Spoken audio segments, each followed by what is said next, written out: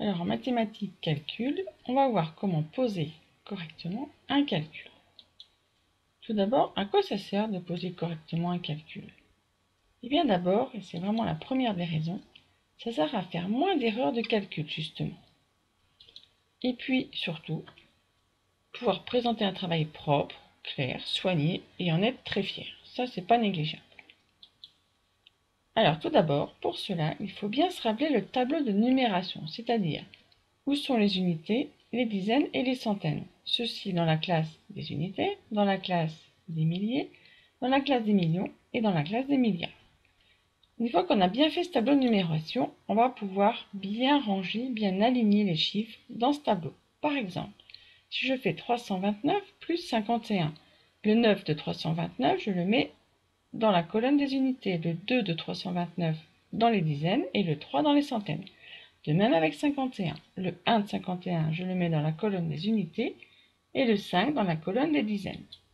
Ensuite, je n'ai plus qu'à rajouter l'opération, le signe de l'opération. Ici, c'est une addition, donc je mets un plus et j'effectue mon opération. 329 plus 51, ça fait 380. Et pour encore plus de clarté, je fais attention à mettre un seul chiffre par carreau. Ce qui donne quoi sur ton cahier? Alors, voici les carreaux de ton cahier. Tu fais bien un chiffre par colonne. Tu refais bien les colonnes correspondent au tableau de numération. Chaque chiffre doit être écrit sur 2 interlignes de haut. Et la barre de l'opération est mise sur une interligne. Là, on a une opération vraiment écrite très proprement, de manière soignée, pour faire le moins d'erreurs de calcul possible. Voilà, j'ai reposé 2 autres opérations que j'ai trouvées d'ailleurs sur des cahiers de CM1 les années précédentes. Alors, cherchons les 2 erreurs de chaque opération. Est-ce que tu les as trouvées? Alors, on y va. Dans la première opération, celle qui est plus à gauche, que se passe-t-il? Quelle est l'erreur de l'élève? Bien simplement, c'est une erreur de tableau de numération. Tu vois bien que le 1 n'est pas mis dans la colonne des unités, mais dans la colonne des dizaines. Et le 5 n'est pas mis dans la colonne des dizaines, mais dans la colonne des centaines. Du coup, ça fait un calcul faux. Deuxième opération, quelle est cette erreur de calcul?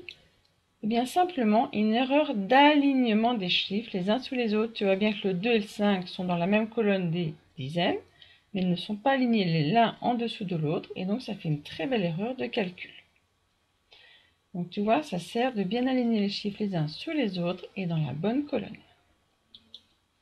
Alors, une petite carte mentale pour bien poser une opération. Je retiens. Je pense bien au tableau de numération. Centaines, dizaines, unités, dans la classe des unités, dans la classe des mille, des millions et des milliards. Ensuite, je les aligne bien, mes chiffres, les uns sous les autres, les unités sous les unités, les dizaines sous les dizaines, les centaines sous les centaines, etc. Je n'oublie pas de mettre le signe de mon opération. Dans l'exemple, c'est une addition, je mets le plus, et enfin, je fais mon calcul. Et je n'oublie pas que plus une opération est bien posée, et bien moins il y a d'erreurs, et donc plus j'aurai de résultats justes dans mes calculs et mes problèmes.